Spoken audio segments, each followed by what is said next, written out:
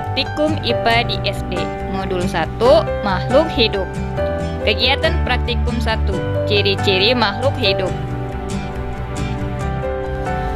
Tumbuhan maupun hewan memiliki ciri-ciri yang sama, yaitu bergerak dan bereaksi terhadap rangsang, bernapas, perlu makan, tumbuh dan berkembang. Tumbuhan melakukan gerak, akan tetapi tidak semua dapat diamati dengan jelas. Tumbuhan yang mudah diamati geraknya yaitu daun putri malu.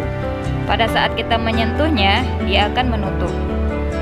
Semua tumbuhan melakukan gerak, yaitu gerak tumbuh akar dan batang.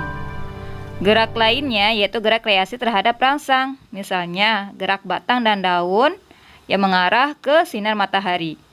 Gerak pada hewan dan tumbuhan berbeda. Jika hewan dapat bergerak berpindah tempat, sedangkan tumbuhan tidak menimbulkan perpindahan tempat, kecuali tumbuhan bersel tunggal. Hewan dan tumbuhan sama-sama melakukan pernapasan. Pada tumbuhan, oksigen masuk melalui stomata dan lentisel, sedangkan oksigen masuk ke dalam tubuh hewan melalui organ pernapasan khusus. Hewan dan tumbuhan memerlukan makan dan air, hanya saja berbeda bentuk dan prosesnya. Tumbuhan makan dengan melakukan fotosintesis, sedangkan hewan memakan bentuk yang sudah jadi.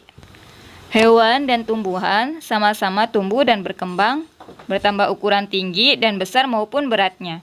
Jadi kesimpulannya, makhluk hidup memiliki ciri-ciri yang sama, yaitu bergerak dan bereaksi terhadap rangsang, bernapas, memerlukan makan, serta dapat tumbuh dan berkembang. Kelima ciri ini pasti melekat pada makhluk hidup, baik tumbuhan maupun hewan, meskipun ada sedikit perbedaan, misalnya proses bergerak dan bernafas.